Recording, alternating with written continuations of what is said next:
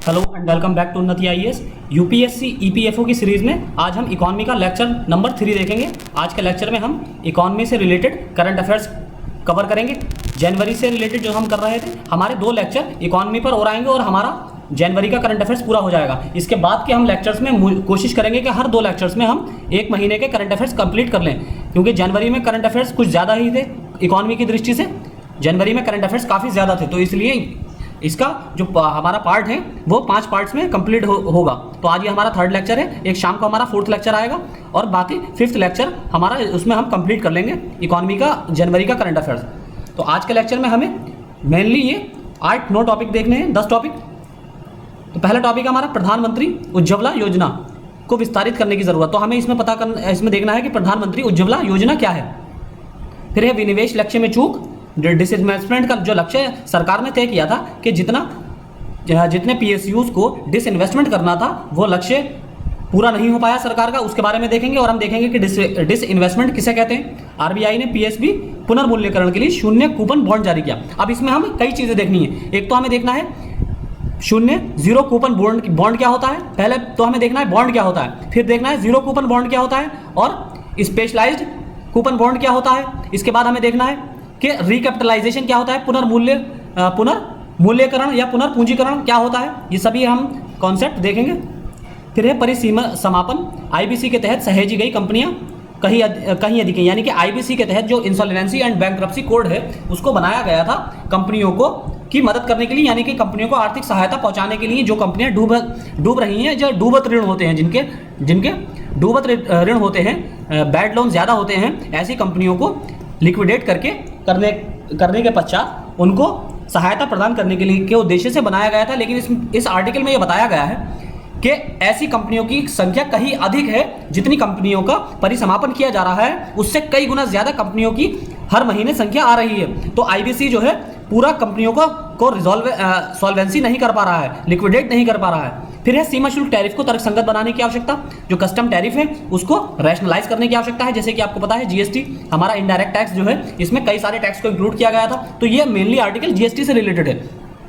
तो इसमें बताया गया है कि जैसे कि जीएसटी में कई टैक्स दरें हैं, तो टैक्स को सिंप्लीफिकेशन करने के बजाय सरकार ने क्या किया है, समय समय पर टैक्स में चेंजेस किए हैं। जबकि यहाँ पर आर्टिकल्स में जो राइटर है उनका कहना यह है कि टैक्स में कमी या ज़्यादा करने की जगह जो हमारे टैक्स स्लेब हैं उनको सिंप्लीफाई किया जाए। यानी कि इतने ज़्यादा टैक्स स्लेब बनाए गए हैं कि कई बार वो बहुत ज़्यादा कॉम्प्लिकेटेड हो जाता है कंपनीज के लिए और इससे कंपनियां डीमोटिवेट होती हैं। अगला है हमारा राजकोषीय घाटा मुद्रास्फीति को प्रभावित करता है। तो कैसे, how fiscal deficit affects inflation. तो हम देखेंगे इन्फ्लेशन क्या होता है और फिस्कल डेफिसिट क्या होता है, ये भी देखेंगे। सरकार घाटे में चल रहे पीएसयू को बंद करने पर मानदंडों को संशोधित कर सकती है। यानी कि आने वाले वित्त वर्ष में, वित्त वर्ष नहीं, बजट जो घोषणा हुई है फरवरी में, उसमें संभावना थी कि सरकार जो पीएसयूज हैं, लॉस मेकिंग पीएसयूज जो हैं, उनको बंद करने के लिए कुछ अमेंडमेंट कर सकती है, लॉज में कुछ संशोधन कर सकती है। फिर राष्ट्रीय कौशल मिशन का चरण 3 शुरू किया गया है। National skill mission, PM skill mission जो शुरू किया गया है, उसका 3rd फेज को स्टार्ट किया गया है। फिर है भारत के स्टार्टअप पारिस्थितिकी तंत्र नीति को सहायता की आवश्यकता है, यानी कि एक पुश की आवश्यकता है। ये भी हम देखेंगे स्टार्टअप नीति। और पीएम ने स्टार्टअप के लिए 1000 करोड़ के बीज फंड की घोषणा की है, जो सीड फंड अनाउंस किया है, इसके बारे में हम देखेंगे। तो शुरू करते हैं अपने पहले आर्टिकल से, प्रधानमंत्री उज्ज्वला योजना। तो ये कब शुरू की गई थी? ये 1 मई 2016 को। हमारे लिए इस आर्टिकल में इंपॉर्टेंट क्या है? इस आर्टिकल में इंपॉर्टेंट जो है हमारे लिए, वैसे तो हम देखिए, जैसे कि हम आपको पता है कि करंट अफेयर्स की सीरीज हमारी चल ही रही है, साथ में ये इकोनॉमी की सीरीज भी चल रही है। लेकिन हम सोशल सेक्टर स्कीम जो है या जितनी भी स्कीम्स हैं जो पिछले 1 से 1.5 साल में चर्चा में रही हैं, न्यूज़ में रही हैं, उनको हम अलग से कवर करेंगे। और हो सकता है कि हम नेक्स्ट वीक से, यानी कि 10 तारीख से उसको कवर करना शुरू कर दें। डेली एक लेक्चर हम आपको, जो जितनी भी स्कीम्स पिछले 1 साल में चर्चा में रही उन पर हम आपको लेक्चर प्रोवाइड करना शुरू कर देंगे।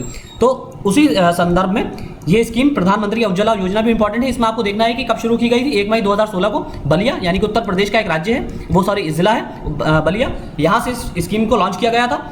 8 करोड़ कनेक्शन इसमें प्रोवाइड किए गए हैं। 40 महीने में 8 करोड़ कनेक्शन प्रोवाइड किए गए हैं। पहले इसका टारगेट कितना था? 5 करोड़ कनेक्शन प्रोवाइड करने का था, यानी कि 5 करोड़ एलपीजी कनेक्शन देना। और ये महिलाओं के नाम पर दिए जाते हैं, जैसे कि आपको पता ही होगा। या ये महिला विमेन एम्पावरमेंट की दिशा में भी एक कदम है सरकार का। तो इसमें अच्छी तरह से बाहर करने के लिए लाभार्थियों को 14 पैरामीटर का उपयोग किया गया था।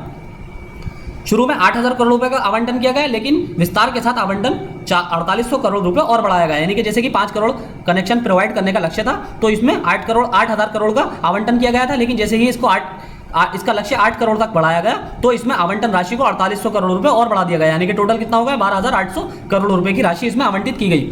अब ये इसका उद्देश्य क्या है? एक तो विमेन एम्पावरमेंट को बढ़ाना, वायु प्रदूषण को कम करना, जिससे वायु प्रदूषण की वजह से जो महिलाएं, जैसे कि प्रेग्नेंट महिलाएं होती हैं और वो चूल्हों पर जो परंपरागत संसाधनों का यूज करते हुए, इस्तेमाल करते हुए ईंधन का इस्तेमाल करती हैं, जैसे कि गोबर इत्यादि का इस्तेमाल करती हैं या लकड़ी का इस्तेमाल करती हैं, जंगलों की लकड़ी का, तो उनसे वायु प्रदूषण भी होता है और साथ ही ये महिलाओं की हेल्थ को भी अफेक्ट करता है, जिससे हर साल 1,20,000 शिशुओं की मौत होती है। सॉरी, हर साल नहीं बल्कि शुरुआती 3 महीनों में ही खाली 1,20,000 शिशुओं की मौत हुई है, इन्फेंट की मौत हुई है। तो उसका कारण क्या था? उसका कारण ही यही था, वायु प्रदूषण।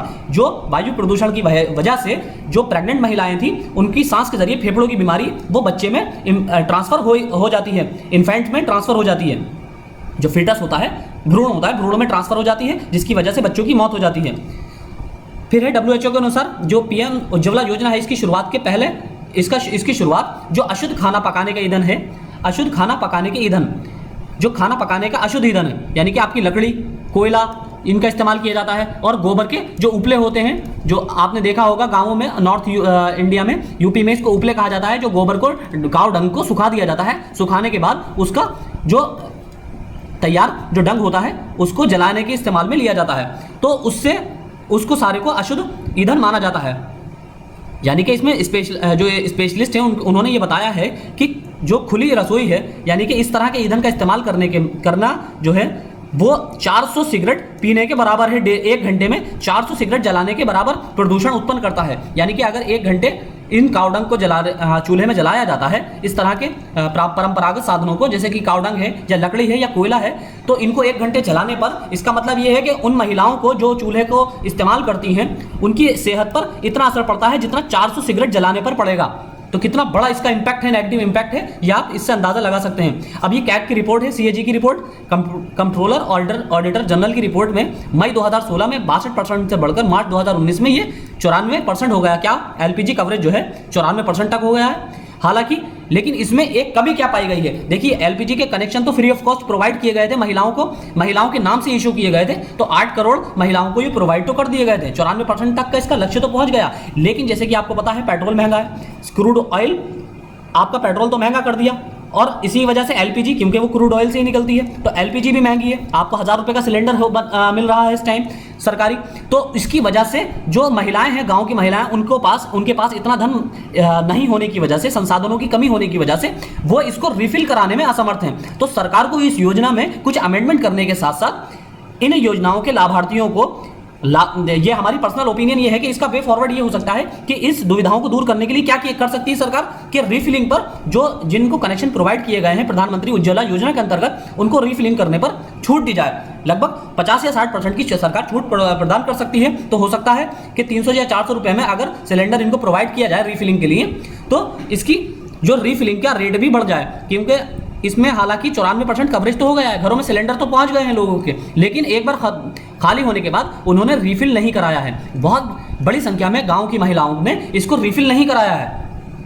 अब वाणिज्यिक उद्देश्यों के लिए घरेलू सिलेंडरों की खराब स्थिति, वित्तीय स्थिति और मोड को कारणों के रूप में देखा गया। इस योजना को सितंबर 2019 से प्रभावी किया गया है, हालांकि कोई औपचारिक घोषणा नहीं की गई है। अब पेट्रोलियम पर संसदीय समिति ने LPG कवरेज को आगे बढ़ाने के लिए शहरी और अर्ध शहरी झुग्गी क्षेत्रों में, यानी कि जो स्लम एरियाज होते हैं, अर्ध शहरी, इस योजना के विस्तार की सिफारिश की है। तो अब ये अर्बन और जो सेमी अर्बन एरियाज हैं, जो स्लम एरियाज हैं, वहां पर भी इस योजना के विस्तार करने की सिफारिश की गई है। अगला हमारी न्यूज़ है विनिवेश लक्ष्य में चूक, यानी कि डिसइन्वेस्टमेंट का जो लक्ष्य था सरकार का, वो पूरा नहीं हो पाया है। पिछले 12 वर्षों में विनिवेश लक्ष्य को केवल 2 वर्षों में पूरा किया गया है। यानी कि पिछले 12 वर्षों से लगातार ऐसा हो रहा है कि जो विनिवेश लक्ष्य होता है वो पूरा ही नहीं हो पाता है। केवल 2 बार ऐसा हुआ है, 2 वर्षों में ऐसा हुआ है कि विनिवेश लक्ष्य को पूरा किया गया है। अब तक सरकार ने 2.1 ट्रिलियन के लक्ष्य के खिलाफ इस वित्त वर्ष में केवल 13,844 करोड़ रुपए ही जुटाए हैं। ये विनिवेश राजस्व में एक नया निचला हिस्सा है, जो और लक्षित राजस्व के अनुपात के संदर्भ में भी बहुत कम है। तो हमें देखना है विनिवेश क्या है। अप्रैल और दिसंबर के बीच राष्ट्रीय कंपनियों के ने प्राथमिक बाजार में इक्विटी बेचकर 1.7 ट्रिलियन बड़ा कमाया और इस वर्ष ने के विनिवेशों में से केवल 8% की राशि है ये। इस अनुपात के लिए औसत 10 वर्षों में ये अनुपात 49% था। इसके अलावा एक और मुद्दा बाजार में बाकी हिस्सों के साथ पीएसयू शेयरों के बीच डिसकनेक्शन रहा है। तो कि डिसइन्वेस्टमेंट किसके द्वारा किया जाता है? सरकार की एक एजेंसी है दीपम। इसके बारे में हमने पिछले लेक्चर में चर्चा की थी, तो हम इसको डिटेल में इतना नहीं देखेंगे, हम अगले लेक्चर की तरफ बढ़ जाएंगे। Department of investment and public asset management, ये क्या है? निवेश और सार्वजनिक संपत्ति प्रबंधन विभाग। तो डिसइन्वेस्टमेंट इसके द्वारा किया जाता है। अगला लेक्चर है हमारा, आरबीआई ने पीएसबी पुनर्मूल्यकरण के लिए शून्य कूपन बॉन्ड पर चिंता व्यक्त की है। RBI raises concern over zero coupon bonds for PSB recapitalisation. तो संसद ने बैंकों के पुनर्पूंजीकरण के लिए 20,000 करोड़ रुपए की मंजूरी दी है। तो हमें देखना है बैंकों का पुनर्पूंजीकरण किसे कहते हैं, पुनर्पूंजीकरण का क्या मतलब होता है। दूसरा, आरबीआई ने पीएसबी के पुनर्पूंजीकरण के लिए सरकार द्वारा जारी किए गए शून्य कूपन बॉन्ड या रिकैप बॉन्ड, शून्य कूपन बॉन्ड को क्या कहा जाता है? रिकैप बॉन्ड भी कहा जाता है। इसके बारे में भी हम आगे देखेंगे कि शून्य कूपन बॉन्ड या रिकैप बॉन्ड क्या होता है। और यही टर्म जो बहुत से बच्चे पूछते हैं ना, इकोनॉमी में हमें क्या पढ़ना है, उनके लिए यही टर्म इंपॉर्टेंट है। आपसे ये नहीं पूछा जाएगा कि आरबीआई ने कहा चिंता व्यक्त की है, आपसे जीरो कूपन बॉन्ड के बारे में एकदम कॉन्सेप्चुअल नॉलेज से पर बेस्ड क्वेश्चन पूछा जाएगा। इसी तरह पुनर्पूंजीकरण से संबंधित कॉन्सेप्चुअल बेस्ड आपसे क्वेश्चन पूछा जा सकता है। ये शून्य कूपन बॉन्ड आपके लिए ज्यादा इंपॉर्टेंट है एग्जाम पर्सपेक्टिव से। तो इसमें देखते हैं आगे, सरकार ने 2017-18 की शुरुआत में बॉन्ड जारी करना शुरू किया जो बैंकों में पूंजी प्रवाह के लिए कूपन दरों पर दिया जाता है और अगले वित्त वर्ष से बैंकों के ऐसे बॉन्ड पर ब्याज का भुगतान किया गया था। अब ब्याज प्रवाह को आसान करने के लिए सरकार ने 2018-19 में ब्याज भुगतान में 5800 करोड़ रुपए खर्च किए और अगले वर्ष ये 16,285 करोड़ रुपए तक पहुंच गया और वित्तीय दबाव को कम करने के लिए शून्य कूपन बॉन्ड जारी करना शुरू किया। तो हमें मेनली देखना है कि शून्य कूपन बॉन्ड होते क्या है। तो इसमें है पहले हम देखते हैं पुनर्पूंजीकरण। बैंक पुनर्पूंजीकरण क्या होता है? इसका मतलब राज्य संचालित बैंकों में अधिक पूंजी को प्रभावित करना है ताकि वह पूंजी पर्याप्तता मानदंडों को पूरा कर सकें। यानी कि जो स्टेट रेगुलेटेड या स्टेट ऑपरेटेड बैंक होते हैं उनको पूंजी पर्याप्तता की प्रभावित करना, यानी कि उनको कैपिटल एडिक्वेसी बनाए रखना। भारतीय सार्वजनिक क्षेत्र के बैंकों यानी कि इंडिया के जो कमर्शियल बैंक है, जैसे कि आपके एसबीआई है या पीएनबी है या बैंक ऑफ इंडिया है या बैंक ऑफ बड़ौदा है, तो इन बैंकों को 12% की पूंजी पर्याप्तता अनुपात बनाए रखने के लिए जोर दिया जाता है, यानी कि इनका कैपिटल एडिक्वेसी रेशो CAR। आपको यह पता होना चाहिए CAR क्या होता है, कैपिटल एडिक्वेसी रेशो। इसे क्या कहते हैं, इसका मतलब क्या है? तो इसका सरकार ने भारतीय सार्वजनिक क्षेत्र के बैंकों के लिए 12% की कैपिटल एडिक्वेसी रेशो बनाए रखने की सिफारिश की है। यानी कि अब CAR क्या होता है? ये अपने जोखिम भारित संपत्ति और वर्तमान देनदारियों के संबंध में बैंक की पूंजी का अनुपात है। यानी कि बैंक की पूंजी और बैंक के ऊपर कितनी लायबिलिटी है और कितने उसके पास एसेट हैं, यह उसका अनुपात होता है कैपिटल एडिक्वेसी रेशो। इसी के आधार पर बैंकों की हालत का यानी कि बैंकों की वित्तीय स्थिति का पता लगाया जाता है या अंदाजा लगाया जाता है। सरकार विभिन्न कारणों का उपयोग करके पूंजी की कमी का सामना करने वाले बैंकों में पूंजी को प्रेरित करती है। क्योंकि सरकार सार्वजनिक क्षेत्र के बैंकों में सबसे बड़ा शेयरधारक है और बैंकों की पूंजी भंडार को बोलने की जिम्मेदारी सरकार के साथ है। सरकार के नए शेयर खरीदकर या बॉन्ड जारी करके बैंकों में पूंजी को इन्फ्यूज किया जाता है, यानी कि डाला जाता है, पूंजी को उसमें प्रवेश कराया जाता है। अब पुनर्पूंजीकरण का कारण क्या है? बैंकों के पुनर्पूंजीकरण जो किया जा रहा है उसकी वजह क्या है? भारतीय रिजर्व बैंक दिशा निर्देशों के अनुपालन में जो बेसल मानदंड है, यानी कि बेसल जो नॉर्म्स हैं, बेसल नॉर्म्स आपको पता होने चाहिए क्या होते हैं। बेसल 1, बेसल 2, बेसल 3 नॉर्म्स क्या होते हैं ये आपको पता होना चाहिए। बैंकों की पूंजी भंडार की कुछ मात्रा को बनाए रखने की इसमें आवश्यकता होती है। पुनर्पूंजीकरण बॉन्ड क्या होते हैं? Recapitalisation bond. सरकार बैंकों द्वारा सब्सक्राइब किए गए बॉन्ड जारी करती है। सरकार द्वारा एकत्रित धन को इक्विटी पूंजी के हिस्से के रूप में जाना जाता है, क्योंकि सरकार इक्विटी होल्डिंग के अपने हिस्से को बढ़ाती है, जिससे बैंकों को पूंजी भंडार को मजबूत किया जाता है। यानी कि इसके द्वारा पुनर्पूंजीकरण के द्वारा क्या किया जाता है? सरकार इक्विटी होल्डिंग को बढ़ाती है, जिससे बैंकों को कैपिटल की जो रिक्वायरमेंट है वो पूरी होती है। पुनर्पूंजीकरण बैंकों में बॉन्ड में बैंकों द्वारा निवेश किए गए धन को एक निवेश के रूप में वर्गीकृत किया जाता है, जिस पर बैंकों को ब्याज मिलता है। यह सरकार को अपने राजकोषीय घाटे का लक्ष्य बनाए रखने में मदद करता है, क्योंकि कोई भी पैसा सीधे सरकारी खजाने से बाहर नहीं जाता। इसमें ऐसा होता है पुनर्पूंजीकरण बॉन्ड में जब ये बैंकों के लिए जारी किया जाता है, बैंक इस पूंजीकरण बॉन्ड में रिकैपिटलाइजेशन बॉन्ड में पैसा इन्वेस्ट कर सकते हैं। इस पैसे पर एक तो सरकार को पैसा सरकारी खजाने से जाता नहीं है, बैंकों के पास ही पैसा रहता है, और दूसरा उस पर इनको इंटरेस्ट भी प्रोवाइड होता है, बैंकों को भी उल्टा इंटरेस्ट दिया जाता है। अब आगे है शून्य कूपन बॉन्ड, विशेष शून्य कूपन पुनर्पूंजीकरण bond, special zero coupon recapitalization bond, ये विशेष रूप से एक विशेष संस्थान के लिए, देखिए इसका एक एक पॉइंट इंपॉर्टेंट है, ये आप ध्यान से सुनिए, विशेष रूप से विशेष संस्थान के लिए केंद्र सरकार द्वारा जारी, देखिए बहुत इंपॉर्टेंट पॉइंट है, केंद्र सरकार द्वारा जारी, ना कि आरबीआई द्वारा, आरबीआई द्वारा जारी नहीं किए जाते हैं, केंद्र सरकार द्वारा जारी किए जाते हैं। और इन्हीं टर्म्स, इन्हीं की पॉइंट्स को यूपीएससी फोकस करती है और इसी पर ही आपको कंफ्यूज करेगी। केंद्र सरकार द्वारा जारी किए जाते हैं और विशेष संस्थान के लिए, यानी कि जब ये जारी किए जाएंगे तो दिशा निर्देशों में नाम लिखा होगा बैंक का कि ये एसबीआई के लिए जारी किए जा रहे हैं या पीएनबी के लिए जारी किए जा रहे हैं। ये हर सारे बैंकों के लिए जारी नहीं किए जाते हैं। जिस बैंक का नाम दिशा निर्देशों में दिया जाएगा उसी बैंक के लिए ही ये इशू किए जाते हैं। केवल वे बैंक जो भी निर्दिष्ट हैं, यानी कि जिनका नाम उसमें इंक्लूड है, दिशा निर्देशों में इंक्लूड किया गया है, उन्हीं को ही ये जारी किए जाते हैं और वही बैंक इसमें निवेश कर सकते हैं और कोई बैंक इसमें निवेश नहीं कर सकता। यह व्यापार योग्य नहीं है, यानी कि ट्रेडेबल नहीं है। ये जो आपके कूपन होते हैं ये ट्रेडेबल नहीं होते हैं। दूसरा इसका फीचर से ये है कि ये हस्तांतरणीय नहीं है, यानी कि ट्रांसफरेबल नहीं है। अगर कोई बैंक चाहे कि इसको दूसरे को ट्रांसफर कर दे, दूसरे बैंक को, तो ये ट्रांसफर नहीं कर सकते। ये केवल एक विशिष्ट बैंक तक ही सीमित हैं, ये एक स्पेसिफिक बैंक को ही जारी किए जाते हैं। देखिए एक कॉमन सेंस की बात है कि अगर ये स्पेसिफिक बैंक को जारी किए जा रहे हैं तो जाहिर सी बात है उस बैंक को ये अधिकार नहीं होगा कि वो इस कूपन को किसी और बैंक को स्थानांतरित कर दे, क्योंकि ये विशेष रूप से किसी बैंक के लिए ही, एक बैंक के लिए ही जारी किए जा रहे हैं और ये एक निर्दिष्ट अवधि के लिए जारी किए जाते हैं, यानी कि इसका फिक्स टाइम पीरियड होता है 10 से 15 साल। कोई कूपन नहीं होता है इसमें, यानी कि ये शून्य कूपन है। अब इसका मतलब समझाते हैं हम आपको। इसे बराबर मूल्य पर जारी किया जाता है। जैसे मान लीजिए 100 रुपए का कूपन बॉन्ड है तो उस पर 100 रुपए अगर फेस वैल्यू है उसकी, तो उसको 100 रुपए पर ही जारी किया जाएगा। जैसे कि आपको पता है एक बॉन्ड ऐसा होता है कि जिसका फेस वैल्यू कितनी होती है, 100 रुपए।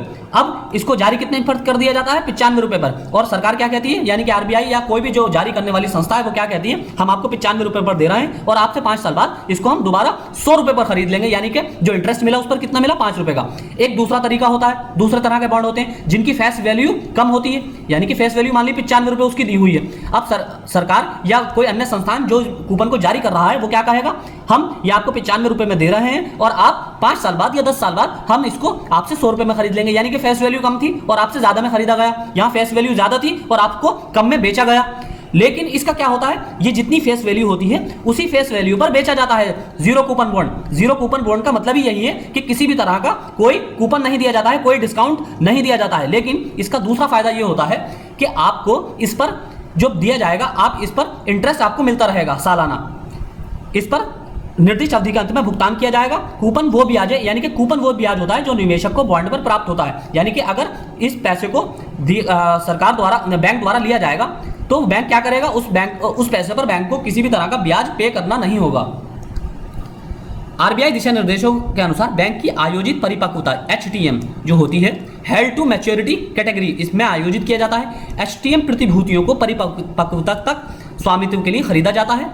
ये ऐसे उपकरण हैं जो पुनर्पूंजीकरण बॉन्ड से थोड़ी भिन्नता रखते हैं, लेकिन प्रभावी रूप से एक ही उद्देश्य को पूरा करते हैं। ये आरबीआई दिशा निर्देशों के अनुरूप जारी किए जाते हैं। अब ये वित्तीय नवाचार है, यानी कि एक फाइनेंशियल इनोवेशन है। चूंकि इन विशेष बॉन्ड को जारी करने से राजकोषीय घाटा प्रभावित नहीं होगा, क्योंकि सरकार के खजाने से पैसा नहीं जाता है इसमें से, जबकि साथ ही बैंक को बहुत अधिक आवश्यक इक्विटी पूंजी प्रदान हो जाती है। यहाँ दोनों काम एक साथ हो जाते हैं। तो ये बहुत इंपॉर्टेंट है इस बार एग्जाम पर्सपेक्टिव से, इसलिए आप आईएएस के एग्जाम्स के पर्सपेक्टिव, प्रीलिम्स के पर्सपेक्टिव में भी इसको बहुत याद रखें। ये बहुत इंपॉर्टेंट न्यूज़ है। अगला है हमारा सामान्य शून्य कूपन बॉन्ड और विशेष शून्य कूपन बॉन्ड के बीच अंतर, यानी कि एक तो जनरल कूपन बॉन्ड होते हैं और एक हमने क्या देखा, स्पेशलाइज्ड जीरो कूपन बॉन्ड। तो एक जनरल जीरो कूपन बॉन्ड होते हैं। तो जनरल कूपन बॉन्ड कौन से होते हैं, जीरो कूपन बॉन्ड। शून्य कूपन बॉन्ड, जिसे शुद्ध डिस्काउंट बॉन्ड या डीप डिस्काउंट बॉन्ड के रूप में भी जाना जाता है, इनको रियायती मूल्य पर खरीदा जाता है। यानी कि अगर 100 रुपए उसका फेस वैल्यू है तो उसको सरकार या आरबीआई द्वारा 95 रुपए पर बेच दिया जाएगा, यानी कि आपको रियायती मूल्य पर खरीदने की छूट मिल जाती है। और फंड धारकों को किसी भी कूपन या आवधिक हितों का भुगतान नहीं होता है। परिपक्वता के समय शून्य कूपन बॉन्ड और बराबर मान के खरीद मूल्य के बीच का अंतर निवेशक की वापसी को इंगित करता है। यानी कि जो अब 5 साल बाद या 10 साल बाद जब ये वापस बेचा जाएगा तो ये सरकार या आरबीआई इसको दोबारा 100 रुपए में खरीद लेगी, यानी कि 95 रुपए में बेचा है उसने और ये इसको 100 रुपए में खरीद लेगी। शून्य कूपन बॉन्ड आमतौर पर 10 से 15 साल की समय अवधि के साथ आते हैं, यानी कि इनकी आमतौर पर अवधि कितनी होती है, 10 से 15 साल। और इसमें अंतर क्या है, विशेष शून्य कूपन बॉन्ड को बराबर मूल्य पर जारी किया जाता है, जैसा कि हमने आपको बताया, कि 100 रुपए का फेस वैल्यू होगी और 100 रुपए पर ही जारी किया जाएगा। यह होता है स्पेशल जीरो कूपन बॉन्ड और सामान्य कूपन बॉन्ड के फेस वैल्यू से कम मूल्य पर जारी किया जाता है। इसमें यानी कि डिस्काउंट दिया जाता है, कोई इसमें ब्याज नहीं है। जीरो कूपन बॉन्ड पे किसी तरह का ब्याज नहीं दिया जाता है और इस पर जितना छूट दी जाती है वही उसका ब्याज हो जाता है। सामान्य शून्य कूपन बॉन्ड छूट पर जारी किए जाते हैं, इसलिए वे तकनीकी रूप से ब्याज प्रदान करते हैं। यानी कि छूट पर जारी करने का मतलब यही है, 100 रुपए का फेस वैल्यू को 95 रुपए पर दे दिया जाएगा किसी व्यक्ति को, तो वो ऑटोमेटिकली उसे 5 रुपए का ब्याज प्राप्त हो गया। फिर है नेशनल कंपनी लॉ ट्रिब्यूनल। इसके नहीं चयन होने पर परिसमापन की संख्या अधिक हो सकती है, जो घाटे में चल रही कंपनियों के लिए समाधान खोजने के लिए 330 दिनों से अधिक का अवसर देती है। इसके साथ समस्या यह है कि केवल समस्या को स्थगित कर देगा। कि एनसीएलटी क्या करता है, जैसे कि हमने आपको कई बार बताया, एनसीएलटी कैसी कंपनी, ये कंपनियों से रिलेटेड है, कंपनियों की लिक्विडेशन से संबंधित होता है। और अगर किसी इंडिविजुअल से संबंधित लिक्विडेशन का दिवालियापन से संबंधित कोई मामला होता है किसी इंडिविजुअल का, तो वो कहाँ जाता है, डेब्ट रिकवरी ट्राइब्यूनल में। तो इसको हम कभी किसी और दिन डिस्कस करेंगे इन दोनों के बारे में डिटेल में, कि एनसीएलटी क्या होता है, क्या स्ट्रक्चर होता है, और डीआरटी का डेब्ट रिकवरी ट्राइब्यूनल का क्या स्ट्रक्चर होता है, इसको हम किसी और दिन डिस्कस करेंगे। अगली न्यूज हमारी, सीमा शुल्क टैरिफ को तर्कसंगत बनाने की आवश्यकता। अब ये इसमें बताया गया है कि 3 साल पहले जीएसटी की शुरुआत के बाद अप्रत्यक्ष कर दरों को बदलने का अभ्यास केवल सीमा शुल्क कर्तव्यों तक ही सीमित रहा है, क्योंकि जीएसटी दरों को केवल जीएसटी परिषद द्वारा बदला जा सकता है। ऐसा कहकर पिछले 3 वर्षों में इस क्षेत्र में कोई तर्कसंगतता नहीं की गई है और दरें बहुत विविध हैं, यानी कि बहुत डाइवर्स हैं। सीमा शुल्क टैरिफ को कुछ विशिष्ट करों के अलावा 0 से 150% करों तक के करों की 19 दरें मिली हैं, यानी कि 0 से लेकर 150% की इसमें 19 दरें शामिल हैं कस्टम टैरिफ में। अब बताइए आप, 19 करें, 19 ड्यूटीज, 19 टैक्स शामिल हैं, 19 अलग अलग तरह के टैक्स स्लैब बनाए गए हैं कस्टम ड्यूटीज के अंदर। तो ये बहुत ज्यादा कॉम्प्लिकेटेड है, इसलिए जो आर्टिकल राइटर हैं उन्होंने ही कहा है कि कई बार टैक्स को स्लैब को कम करने से अच्छा ये है कि टैक्स जो स्लैब हैं उनकी संख्या में कमी की जाए, यानी कि टैक्स के नंबर में कमी ना की जाए। जो आपका जैसे 10% का टैक्स है उसको 5% ना किया जाए, बल्कि टैक्स जो इतने 19 टैक्स अलग अलग तरह के लगाए जा रहे हैं इनको कम करके जो 2 या 3 टैक्स में परिवर्तित कर दिया जाए।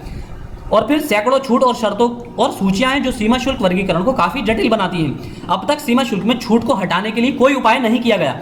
सरकार के लिए बहुत सारे राजस्व उत्पन्न हो सकते थे अगर इसमें छूट में कई टैक्स स्लैब को मर्ज करके एक टैक्स स्लैब बनाया जाता। कई मामलों में 2.5% का अंतर दर अभी भी मौजूद है। दरों को 150, 100, 50, 25, 15, 10 और 5% पर जोड़ा जाना चाहिए। इसके विपरीत क्या किया गया है कि केवल सरलीकरण के किसी भी संकेत के बिना दरों को बढ़ाने या घटाने के लिए काम किया गया है, यानी कि 100% की दर को 98% कर दिया गया। तो इस तरह का तो काम सरकार द्वारा किया गया है, लेकिन अगर 19 तरह के टैक्स हैं अलग अलग तो उनको कम करके 10 या 5 तरह के टैक्स नहीं किए गए हैं। इस तरह का काम नहीं किया गया। आत्मनिर्भर की नीति उपभोक्ता वस्तुओं पर टैरिफ बढ़ाकर और निर्माता सामानों पर लागू नहीं की जा सकती। फिर उल्टा करों की संरचना का मुद्दा है।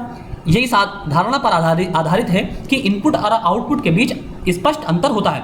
यह उद्योग के लिए सही है, लेकिन पूरी अर्थव्यवस्था के लिए कई मामलों में यह सही नहीं हो सकता। तो इसलिए इसमें जो बात की गई है जीएसटी टैक्स को सिंप्लीफाई करने की बात की गई है। अगली न्यूज है हमारी, कैसे राजकोषीय घाटा मुद्रास्फीति को प्रभावित करता है। How fiscal deficit affects inflation. सरकार ने चालू वित्त वर्ष के लिए राजकोषीय घाटा लक्ष्यों का उल्लंघन किया और अंतर को बाजार से उधार लेने के साथ जोड़ा गया। इसमें क्या हुआ, महामारी की वजह से सरकार के एक्सपेंडिचर में वृद्धि हुई है, यानी कि व्यय में वृद्धि हुई है, जिससे राजस्व यानी कि रेवेन्यू उसका कम हुआ है। जब जाहिर सी बात है जब सरकार एक्सपेंडिचर ज़्यादा करेगी तो उसका रेवेन्यू कम हो जाएगा। अब आपको पता होगा fiscal responsibility and budget management act जो आया था वो क्या था, FRBM एक्ट। इसमें क्या बताया गया था, इसमें बताया गया था कि सरकार को अपना फिस्कल डेफिसिट जो है 3% के लक्ष्य पर बनाए रखना है और इसको धीरे धीरे कम करना है। लेकिन इस बार राजकोषीय घाटा जो है फिस्कल डेफिसिट 6 से 7% की इसमें वृद्धि हो गई है। राजकोषीय घाटा से लागत जनित मुद्रास्फीति का कारण बना है। देखिए लागत जनित कौन सी होती है मुद्रास्फीति, कॉस्ट पुश इन्फ्लेशन कौन सी, मतलब यानी कि इनपुट में ही वृद्धि हो गई, सामान में एक रॉ मटेरियल के कीमतों में ही वृद्धि हो जाती है तो कॉस्ट ऑटोमेटिकली ही किसी भी प्रोडक्ट की बढ़ जाएगी। तो उससे क्या होता है, लागत जनित मुद्रास्फीति का कारण बनती है। जैसे कि आपको पता होगा कई चीज़ों के पैसे बढ़ गए हैं तो उसकी वजह यही है कि रॉ मटेरियल के वैल्यू में वृद्धि हुई है। सरकार उधार लेने के लिए बाजार में एक प्रमुख दावेदार होने के नाते ब्याज दरों पर उच्च दबाव इससे होता है और ब्याज दरों में उत्पादन लागत में वृद्धि होती है। देखिए बैंकों से सबसे बड़ा जो उधार लिया जाता है वो गवर्नमेंट के द्वारा लिया जाता है, और जब गवर्नमेंट द्वारा ज़्यादा उधार लिया जाता है तो गवर्नमेंट द्वारा लिया गया उधार सिक्योर उधार होता है, बैंकों के लिए सिक्योर एरिया होता है। तो इस पर जो सरकार इंटरेस्ट प्रोवाइड करती है, इसकी वजह से बैंकों के पास धन कम होता है। जो प्राइवेट